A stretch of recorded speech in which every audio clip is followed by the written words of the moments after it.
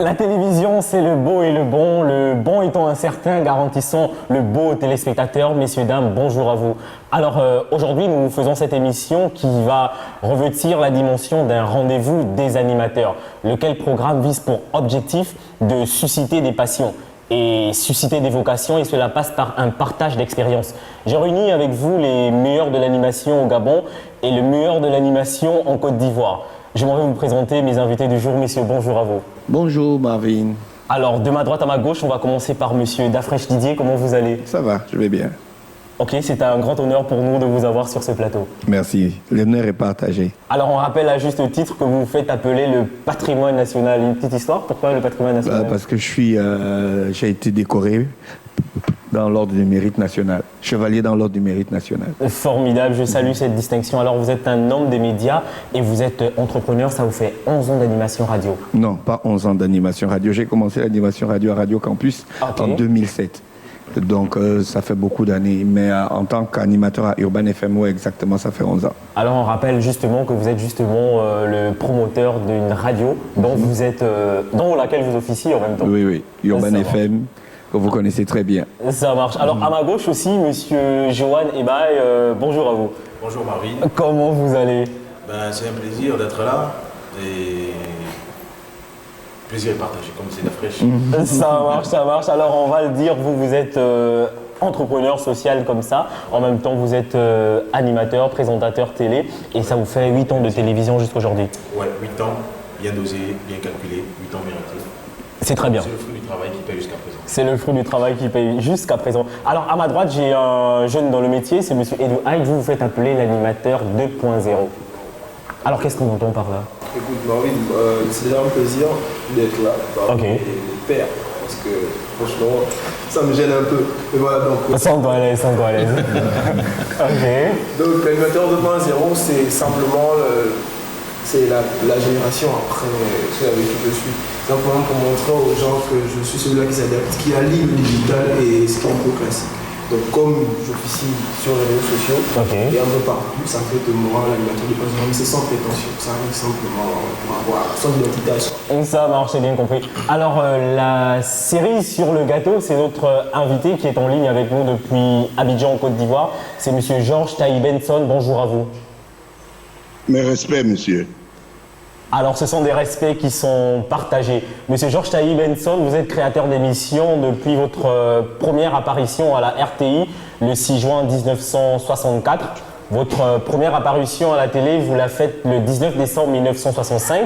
Vous êtes né à Trècheville, à Abidjan, et nous sommes à quelques jours de votre 75e anniversaire, lequel justement sera marqué par l'instauration des palmes Benson d'or pour la culture et l'audiovisuel. Monsieur Taï Benson, comment on se sent à quelques jours d'un tel hommage? On se sent comme un jeune homme qui renouvelle ses cellules, son esprit et son corps. Ok. Et je suis très bien. À force de côtoyer des jeunes gens ambitieux comme vous, je suis très heureux de participer à votre émission. Et je me sens comme vous, hein. Je me sens exactement comme vous, jusqu'à ce que j'éprouve le besoin de me lever. En ce moment-là, mes os me rappellent mon âge véritable. Alors c'est bien compris, on va commencer peut-être cette interview avec vous. Après plus de 5 ans, 6 ans d'animation. Vous êtes perdu. Alors on va commencer cette interview avec vous, alors dites-nous, après plus de 58 ans d'animation, si on vous pose la question pour vous de savoir qu'est-ce qu'un animateur télé, qu'est-ce que ça engage au quotidien, qu'est-ce que la jeune génération doit savoir? D'abord, permettez que je salue les jeunes confrères qui sont autour de vous dans le studio là-bas et que par extension, j'adresse mes salutations fraternelles au peuple gabonais. Ok. Particulièrement à un ancien condisciple avec qui j'ai appris les métiers de la radio et de la télévision en France en 1964. Il s'appelle Jacques Adiaeno. Je ne sais pas ce qu'il est devenu, mais je sais qu'il a trempé dans la politique, le pauvre. C'est bien compris, en tout cas, je puis vous rassurer qu'il est là. Il est bien présent au Gabon et je crois que vous aurez l'occasion de discuter avec lui sous peu. Je vais me retourner vers vous. Alors, Alors, qu'est-ce que c'est qu'un animateur de radio ou de télévision, ou alors un animateur tout court? Sachez d'abord que ce mot animateur dérive du mot latin anima, qui veut dire âme. Alors, l'animateur, il a pour première préoccupation ou occupation de donner une âme aux émissions dont il a la charge. Donner une âme, anima, donner une âme. Alors nous avons le devoir de donner une âme à ces grands rassemblements, à ces grandes émissions qui, sans nous, eh bien, seraient comme une sauce sans piment. C'est très clair, merci pour ces précisions qui ont la dimension d'un cours magistral universitaire. Je vais me tourner vers Monsieur Dafresh Didier. Alors si vous devez répondre à cette question, qu'est-ce que vous diriez? Moi je trouve d'abord impressionnant le monsieur Benson, qui à 75 ans est plongé dans les technologies comme un jeune de 20 ans. C'est pas évident de trouver beaucoup de gens, beaucoup d'anciens comme eux, pour balayer du revers de la main tout ce qui se fait technologiquement dans le monde des médias. Et c'est vraiment super de voir qu'à son âge, il est vraiment à fond dans les technologies et il comprend ce qui est en train de se faire. Ça veut dire qu'il continue à exercer le métier et aller dans le même sens que les jeunes d'aujourd'hui. Mais c'est vraiment fabuleux, quoi. C'est rare de voir des gens comme ça. Et je voulais merci beaucoup, merci. Ouais, merci. C'est vraiment grave. Ça, c'est super. Maintenant, ta question? Oui, vous êtes un professionnel de la radio. Qu'est-ce que ça implique d'être un animateur radio? C'est faire vivre, comme il a dit, c'est faire vivre des émissions. C'est attirer les gens vers ce que vous faites, faire partager des moments de divertissement avec eux et surtout respecter la triptyque, éduquer, divertir et informer. Mélanger tous les trois en même temps, quoi. C'est bien compris. Ouais. Alors après avoir écouté de tels barons, je ne sais pas si M. Johan Ebaï veut se prononcer aussi sur cette question ou sinon... D'après, je le donner les gars en plus. Donc, moi, je présenterai un animateur ou un animateur radio ou bien un animateur ou bien un animateur radio, celui qui commente ou bien anime un programme de télévision. C'est bien compris. Le sport, la culture, le divertissement, une chose. Voilà. Alors pour lancer cette émission, on termine ce tour de table avec vous. Monsieur Haïd, à votre niveau, comment est-ce que vous comprenez ce métier? Il faut dire que le déclic pour moi était au lycée et c'était parti du fait qu'il était important pour moi de partager avec le public, en fait, voir le sourire des gens, voir comment est-ce qu'on peut d'une certaine manière manipuler afin que ce soit du divertissement. Donc ça a d'abord été ça, parce que j'ai commencé à animer la kermesse de mon établissement, j'avais 15 ans. Donc pour moi c'est simplement pouvoir divertir les gens, partager le sourire, etc. C'est tout ça. Donc lorsque tu as cette envie, facilement tu rentres dans le concept. C'est bien compris. Alors, Monsieur Georges Taï Benson, si vous permettez, cette émission, c'est aussi pour présenter, comme je le disais en début d'émission, le métier d'animateur. Et là, j'ai envie de demander à Monsieur Dafresh, est-ce que vous pouvez nous parler de façon très ramassée de votre parcours avant de rentrer dans l'animation? Parce qu'on se rend compte qu'au-delà des profils variés qui sont sur ce plateau, c'est un métier pour lequel le diplôme, en fait, j'ai envie de dire, compte pour du beurre. Pas forcément, un animateur doit avoir une grosse culture. Moi, j'ai un niveau de licence en droit. C'est à partir de l'année de licence en droit que j'ai pris contact avec la radio Campus. J'ai commencé l'animation aux côtés de Serge Kofi, qui est Africa News, que vous connaissez, avec David Nomori, qui est aujourd'hui un haut fonctionnaire de l'administration gabonaise. L'animateur est différent. Moi, je dis souvent que l'animateur est différent du journaliste. Le journaliste est spécialisé dans un domaine, alors que l'animateur, il a des bribes de connaissances dans plusieurs domaines. C'est ce qui fait sa force. Donc l'animateur, c'est quelqu'un qui doit être multiculturel, multidimensionnel et qui doit avoir des bribes de connaissances un peu dans tous les domaines. Pas forcément en profondeur, mais si on lui parle du cinéma, il doit quand même connaître les grands réalisateurs du moment, les grands acteurs du moment, les grands films du moment, les grands récompensés du moment. Au sport, c'est la même chose. Tu dois avoir des bribes. C'est vrai que moi, je ne connais pas la Champions League à fond comme un spécialiste de sport. Je connais Messi, je connais Cristiano Ronaldo, je connais les Lewandowski. Alors quand je parle de diplôme, je me rends compte que c'est par rapport à la fonction, par rapport au métier, parce qu'on se rend compte que généralement le déclic c'est une passion, c'est quelque chose que le personnage a en lui et il veut l'exprimer, comme disait Nous on parle avec quelqu'un qui a fait l'animation dans un pays où la chose a été professionnalisée très tôt. Au Gabon, c'est toujours pas professionnalisé. C'est vrai. Vous voyez la différence. Donc on ne peut pas se fier au diplôme ou bien à une évaluation quelconque. On se fie au talent des individus. Et c'est ce qui fait la différence entre les animateurs du Gabon qui sont dans un domaine non professionnalisé, les animateurs d'autres pays qui sont plutôt dans un domaine bien professionnalisé comme le Sénégal, la Côte d'Ivoire, le Ghana, le Nigeria. Et on se rend compte que ça apporte beaucoup de problèmes. J'ai envie de me tourner vers monsieur Johan Ebaye. Alors dites-moi, dans la pratique de votre fonction, est-ce que vous estimez que c'est un métier aujourd'hui que vous pouvez faire en toute liberté? Je parle de liberté financière parce que généralement, les animateurs sont des personnes, pour ce qui est du Gabon, pour faire se retourner vers monsieur Benson, pour savoir ce qu'il en est de la Côte d'Ivoire, c'est des personnes qui font de l'animation et qui font autre chose, qui sont là en attendant, j'ai envie de dire. Est-ce que c'est le cas peut-être pour vous? Oui, c'est le cas pour moi parce qu'après la télé, je fais autre chose. Okay. Je suis responsable de communication pour une agence. Donc c'est un peu le même sillage. Voilà, donc c'est vrai que la télé ne nourrit pas son homme, mais la télé t'aide à avoir de l'argent comme tu le disais. Ok. Voilà. Alors là tout de suite je me retourne vers monsieur Tai Benson. Alors dites-nous, pour ce qui est justement de la Côte d'Ivoire, c'est un pays très organisé, c'est un pays dont l'Afrique a les regards. Lorsqu'on parle de télévision, vous avez un parcours dans l'animation. Au risque de me tromper, vous n'avez fait que ça tout au long de votre carrière. Écoutez, moi je n'ai jamais eu honte et je l'ai toujours proclamé haut et fort. Je n'ai fait que la 5e. Je me suis arrêté en classe de 5e. Et je suis parfaitement d'accord avec ce qui vient de se dire. Et je me demande pourquoi est-ce que vous m'avez invité à cette émission alors que vous avez la matière grise autour de vous. Vous l'avez. Vous comprenez ce métier, mais non pas l'expérience que vous avez. Ce métier est un métier de passion, comme tous les autres peut-être, mais encore plus le nôtre. Oui. Passion. Passion parce que je peux réveiller un de mes assistants ou moi-même me lever à 1h du matin parce que j'ai entendu dire qu'il y a un chanteur gabonais merveilleux qui vient d'arriver à Abidjan et qui se produit dans telle boîte de nuit. Eh bien, je vais l'écouter et puis je le juge capable de passer dans mon émission. Ou alors j'envoie mon assistant, ça c'est plus confortable d'ailleurs.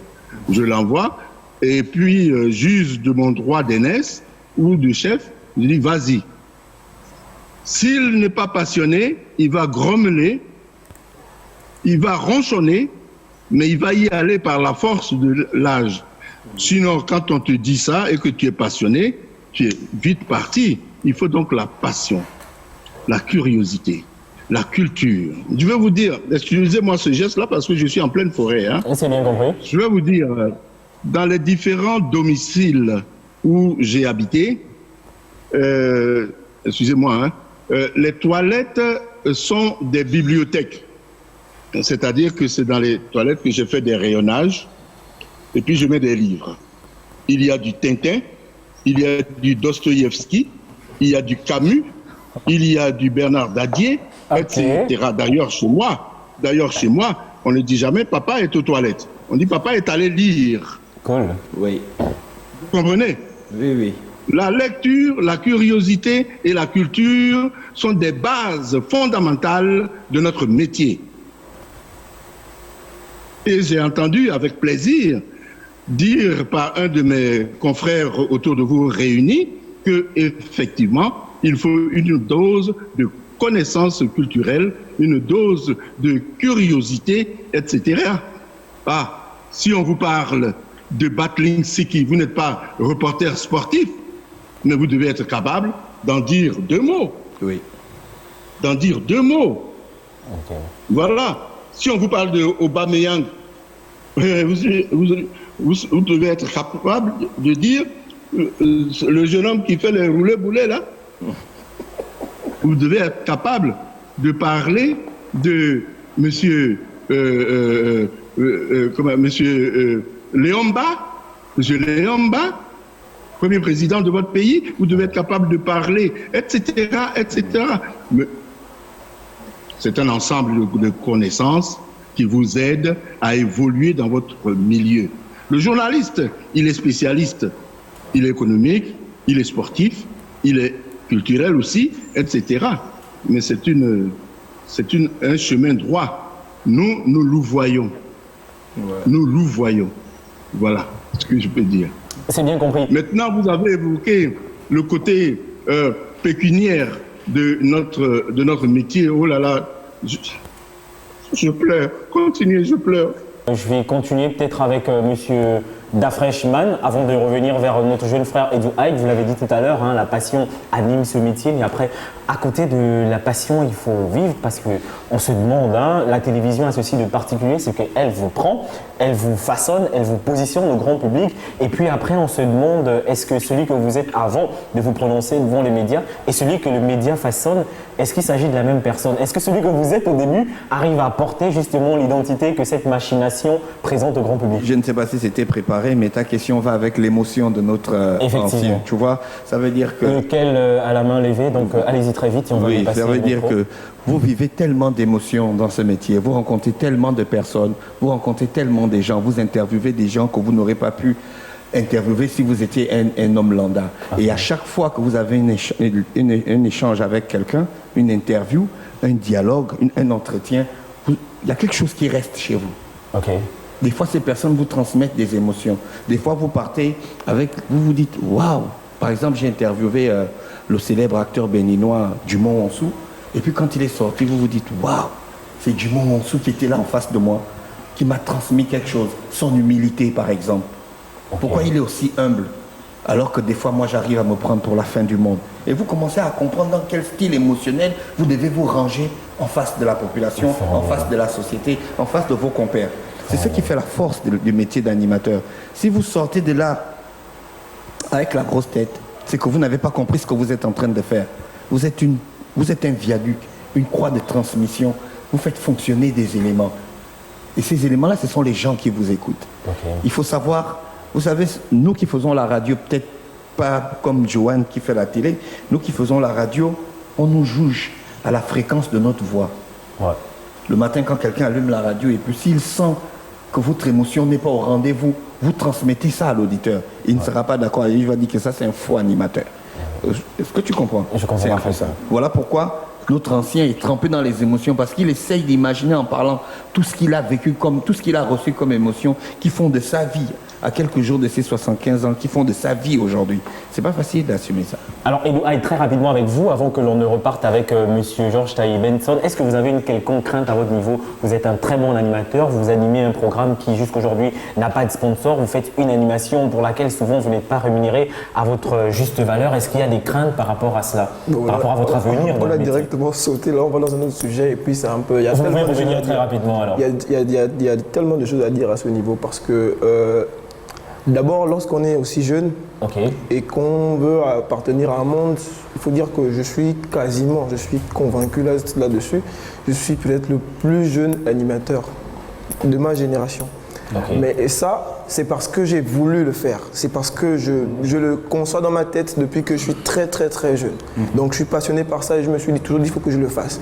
Mais pour d'autres, qui peut-être n'ont pas cette même niaque de vouloir atteindre mes objectifs, vont peut-être se rapprocher d'autres, mais qui n'auront pas peut-être les autres opportunités. C'est un peu ça, ma crainte, c'est que des personnes qui sont peut-être nées pour le faire se découragent et se disent on passe à côté parce qu'il n'y a pas l'écosystème adéquat pour pouvoir le faire.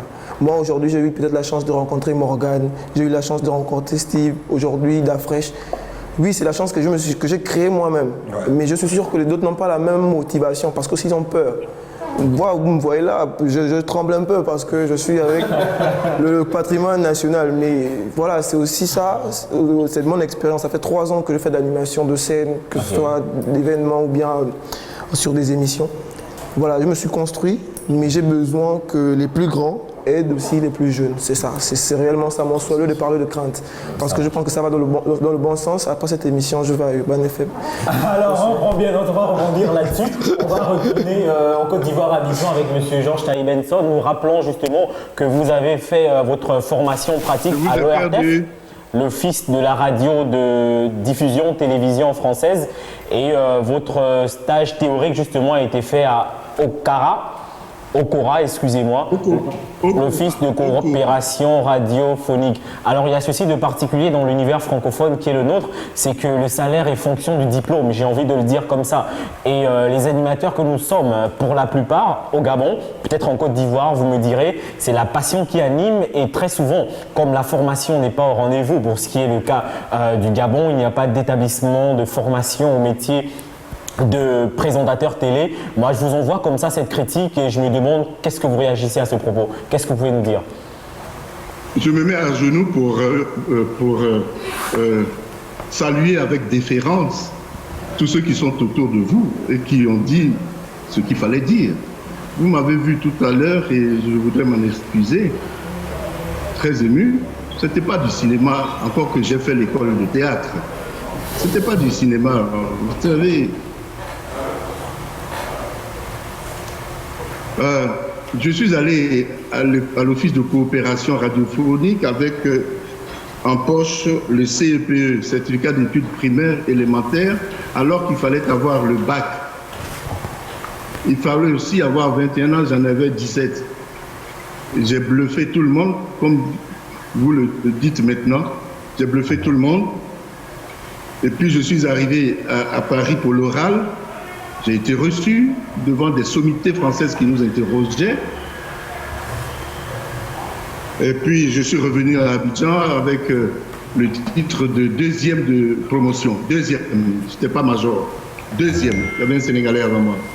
Eh bien, j'ai été payé au prix de mon CEP et non pas au prix du travail de votre compétence, de votre savoir-faire que j'allais faire. Et il y a un journaliste de talent qui n'est plus de cette terre, s'appelle Jean-Pierre Ayé, qui a écrit un billet de une colonne, 12 lignes. Il l'a interprété, il l'a appelé la diplomite. Le cas Benson, la diplomite, hélas. Des personnes, excusez-moi, c'est un peu du narcissisme, des personnes qui n'arrivaient pas à ma cheville dans l'évaluation de nos rendus à l'antenne par le public, touchaient 4 fois mon salaire parce qu'elles avaient le bac ou la licence, et moi je n'avais que le CEP. La fonction publique n'avait pris en compte que mon certificat d'études primaires. Moi, que le public et le président Oufoué ont choisi, ont désigné comme le meilleur animateur de la télé. Et puis le public, il vous jauge et vous dit: vous êtes très fort, vous êtes de la télé, vous interviewez le président Bongo quand il vient à Abidjan, vous interviewez le président Oufoué, vous interviewez, etc. Vous devez être de la haute finance dans vos poches. Que nenni! Que nenni! Nous ne fonctionnons que sur l'honneur. Il y a un célèbre poète français, le nom m'échappe parce que la mémoire est devenue comme une plaque de fromage, il y a plein de trous. Il a dit: sans argent, l'honneur n'est qu'une maladie. Eh bien, je suis un malade chronique, comme tous mes confrères animateurs en Afrique. Pourquoi? Parce que dans tous les pays, la télévision a appartenu à la fonction publique. Ouais. Et la fonction publique ne prend en compte que les diplômes. Parce que la fonction publique ne connaît pas opérateur de prise de vue. Il ne connaît pas animateur de télévision. La télévision n'existait pas quand on faisait cette nomenclature des métiers. Ouais. On était obligé de faire du faux pour donner 200 000 francs à M. Louga François. On le déclarait comme chauffeur des travaux publics. Parce que chanteur, la fonction publique ne connaît pas. Ouais. Nous sommes des erreurs nationales. Nous sommes les plus célèbres de nos compatriotes. Mais nous sommes aussi les plus grosses poches trouées de notre pays. Nous sommes obligés de vendre des tomates dans les supermarchés. Ce que j'ai fait. Mesdames et messieurs, dépêchez-vous. La tomate de Cinématiali, qui jusqu'à présent coûtait 100 francs le kilo, va coûter 80 francs pendant 10 minutes. Dépêchez-vous, j'ai fait ça toute la journée, et puis je gagne 300 000 francs, c'est-à-dire 10 fois plus que mon salaire. C'est ça qui nous fait vivre.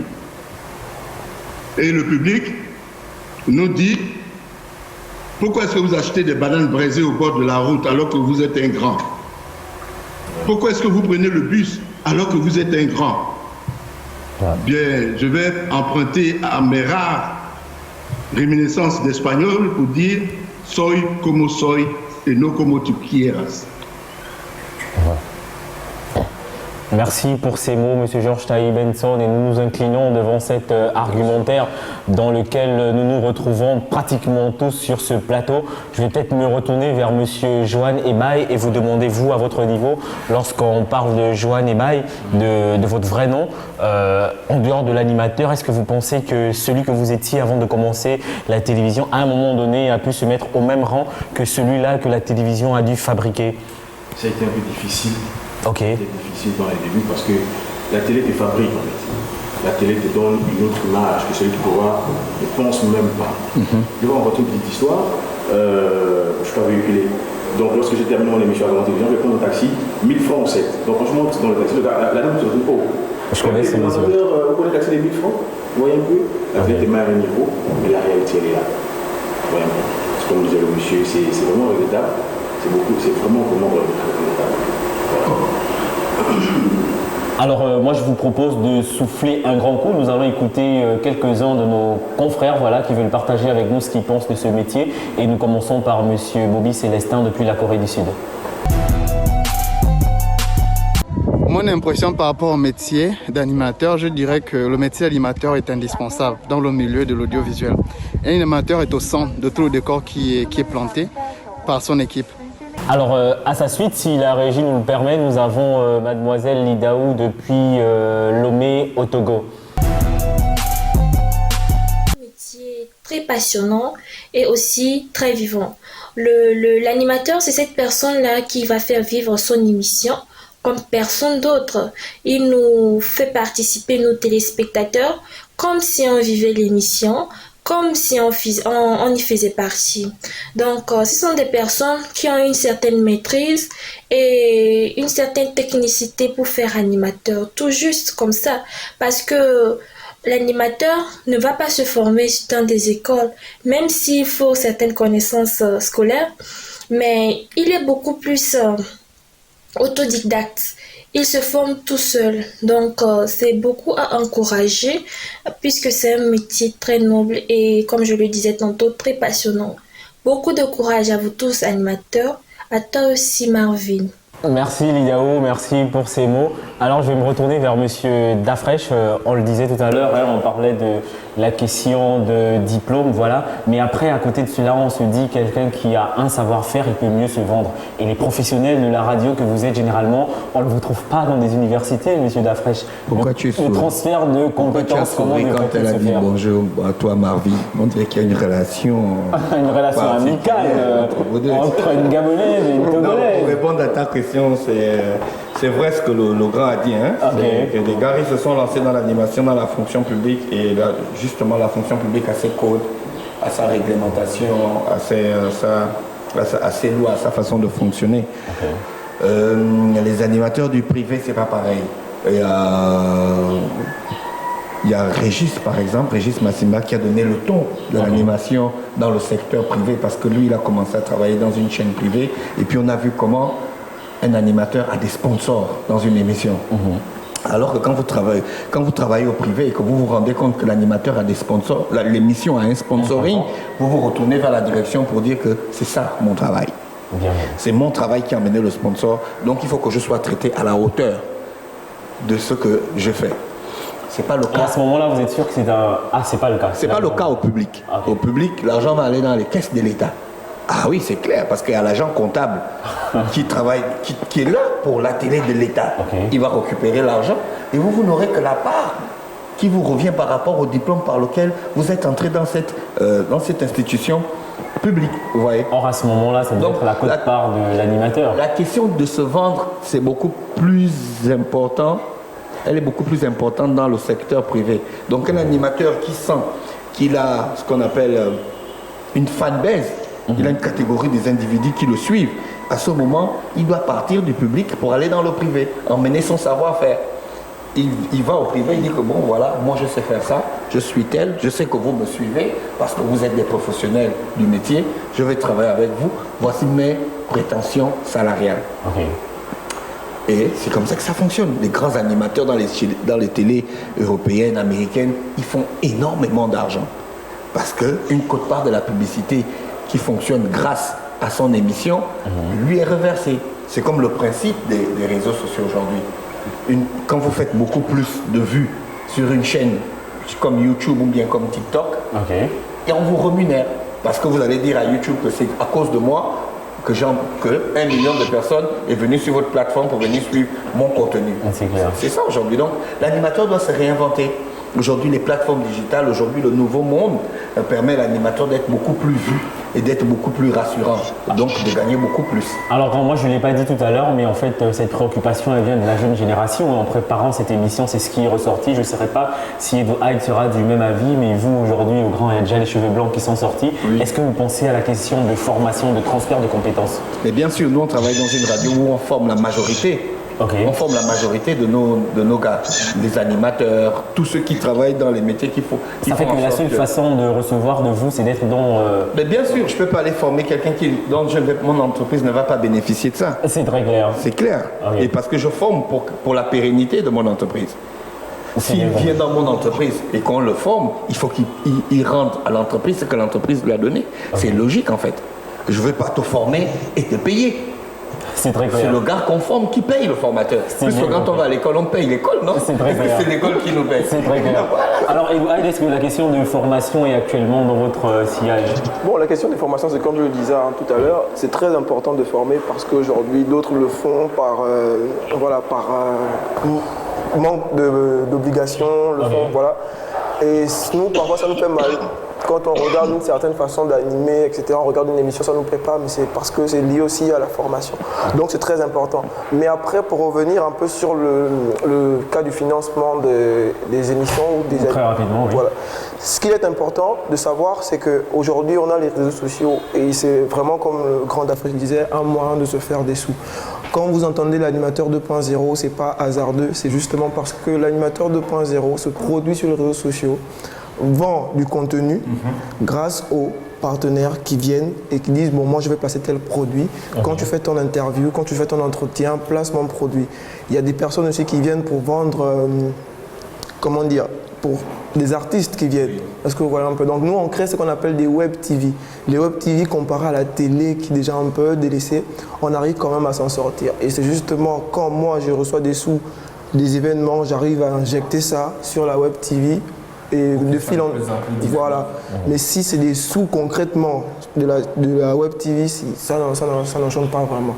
Donc on essaie de jongler pour... Je vais juste rajouter quelque chose pour la nouvelle génération qui nous regarde. C'est déjà, premièrement, savoir l'amour de la chose. Parce qu'il n'y a pas une école qui forme un présentateur bien animateur radio.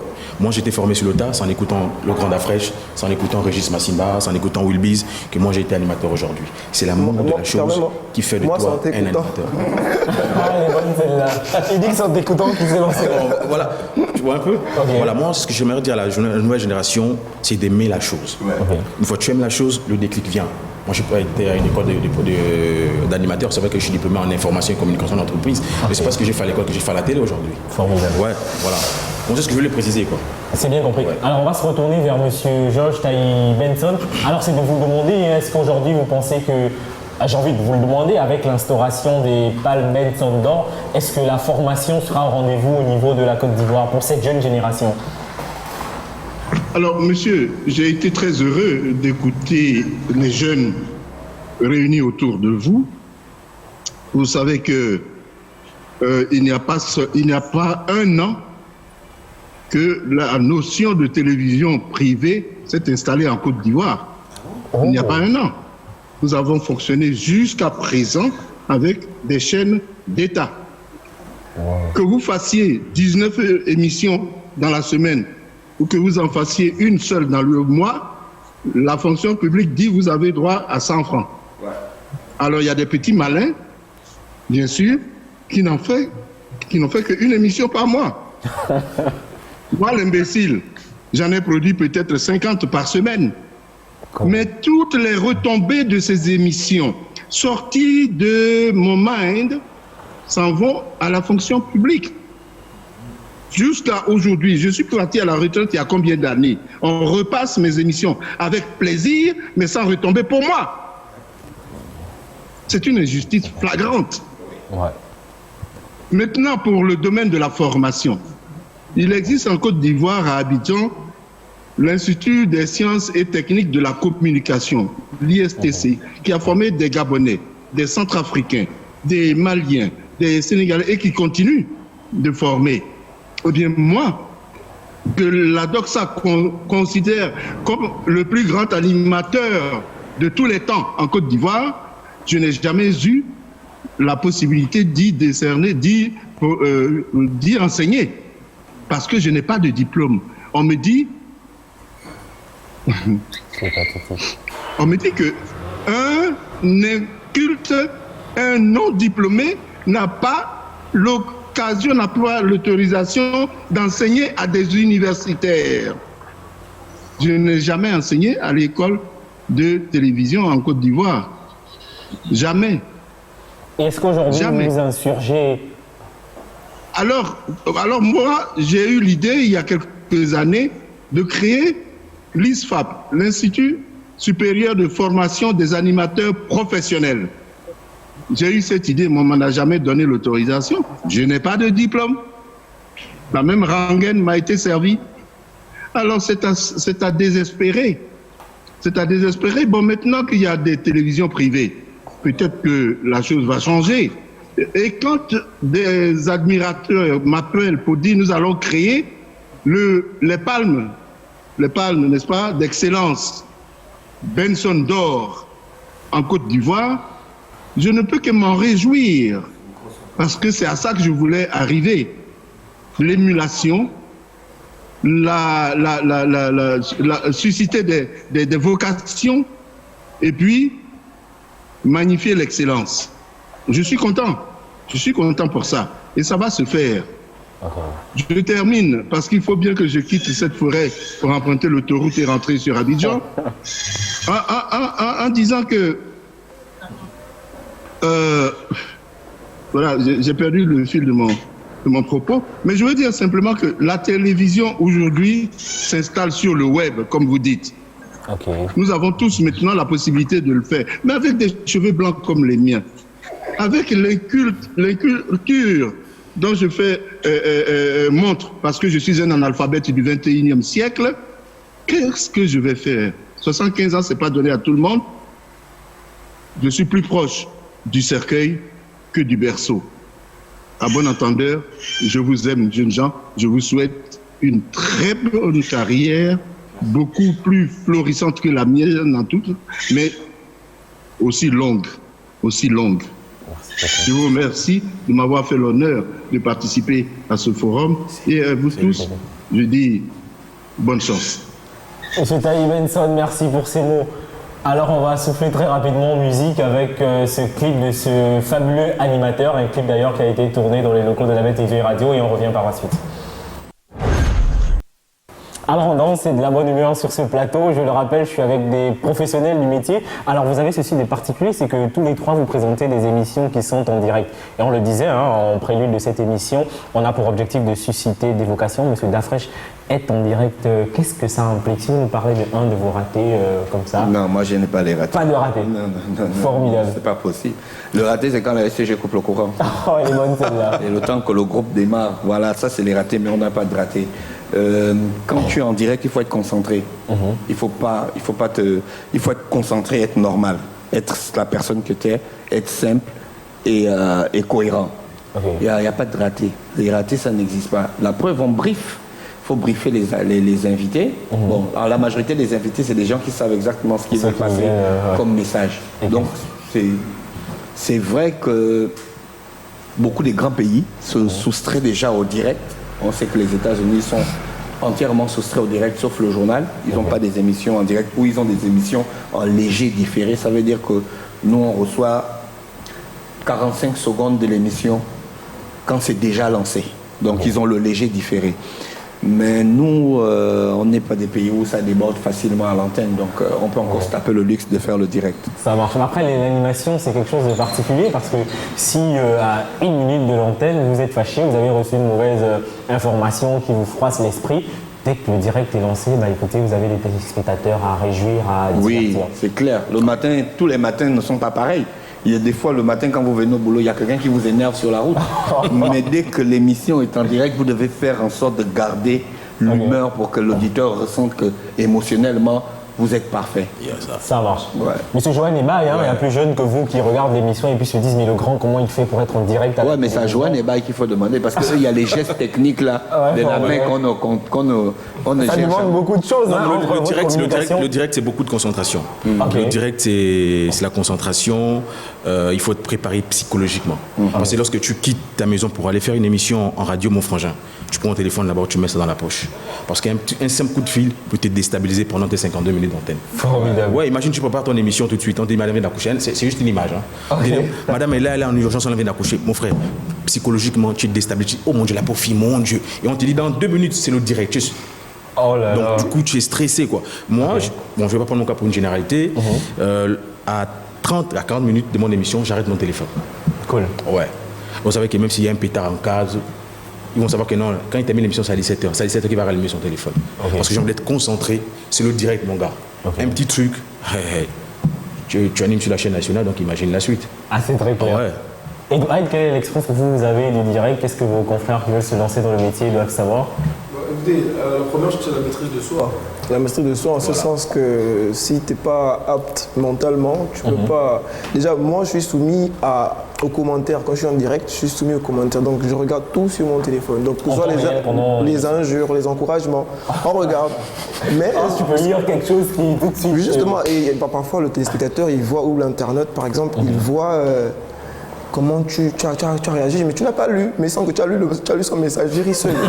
Parce que tu vois un peu, donc effectivement, c'est des choses qui arrivent. Et puis, c'est des choses auxquelles on est tout le temps exposé, mais après, la passion prend le dessus. Ouais. Franchement, c'est des détails, c'est des gros détails. Il faut juste avoir la maîtrise de soi, pouvoir suivre également son chronogramme. Parce que ça, c'est très important. Moi, mon chronogramme, je le fais à la veille.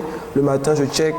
Ensuite, on y va. Ensuite, j'ai aussi une bonne équipe, donc voilà, ça motive. Formidable. Monsieur Dafreshman, qu'est-ce que vous pensez que la jeune génération doit faire ou doit savoir pour se lancer dans l'animation? De d'abord aimer, comme Johan Ebaye a dit, ils doivent d'abord aimer leur métier, et puis ils doivent se former, ils doivent être cultivés. La culture, c'est important pour un animateur. Ils doivent beaucoup lire, ou bien regarder beaucoup la télé, les documentaires, les films. Ils doivent être au courant de ce qui se passe, regarder les réseaux sociaux. Ils doivent avoir une grosse culture dans le domaine dans lequel ils veulent faire l'animation. C'est important. Tu ne peux pas faire le hip-hop gabonais et puis ne pas connaître une émission de hip-hop gabonais et puis ne pas connaître Encha, ou bien Buck Drama, ou Alto Feya Staff. Tu connais seulement NG Bling, Tris, Créole, Chanel. Non. Alors je vais introduire comme ça très rapidement un point que nous avons soulevé mais sur lequel nous ne sommes pas assis, c'est très important lorsqu'on parle d'animation. Est-ce que vous pensez aujourd'hui qu'on peut faire de l'animation télé ou radio sans avoir de sponsor, à votre avis? Non, c'est plus évident. Non, c'est pas évident. C'est pas évident, il faut avoir des sponsors.